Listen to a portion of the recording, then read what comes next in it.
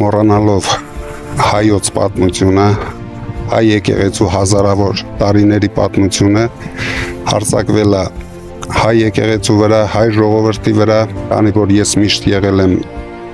հայոց եկեղեցու կողքին ու հայ ժողովրդի կողքին, ունենալու եմ անմիջական մասնակցություն, եթե չհաջողվի քաղաքական գործիչներին, ուրեմն մենք էլ մեր ձևով ենք մասնակցելու այդ ամենին։ Նիկոլ Փաշինյանին չեմ բարևի, ձեռքը չեմ սեղմի, չեմ դիմավորի, իմ կեցվածքը սա է։ Իշխանությունը պետք է որ առաջ վտարվի։ Սուքը հավերժ է, եթե պակաս չէ։ Ինչ էր ասում Մոնտեն, իմ կենացը մի խմեք, իմ գործը շարունակի։ Հիմա նախ հասկանամ ով է Նիկոլ Փաշինյանը։ Մարդ նա ընդամենը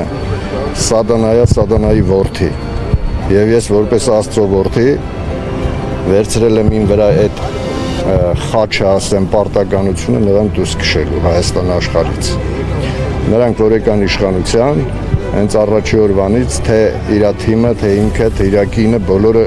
ընդդեմ բան ադրբեջանցիների կողմից լինելու է սողացող ագրեսիա Հայաստանի նկատմամբ։ Թիզ առ թիզ, քայլ առ քայլ, ոչխար առ ոչխար, ոչխարի հետևից գալու են եւ վերցնելու են Հայաստանը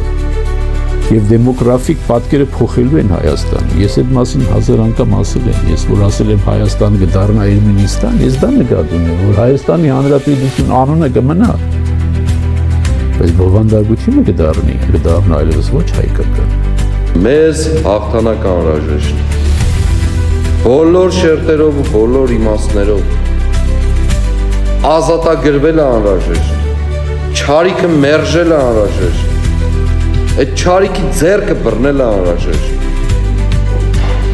և սա միակ ճանապարհն է։ Ես մեր եկեղեցու կողքին եմ, մեր ժողովրդի կողքին եմ, ինչքան էլ փորձեն սևացնեն,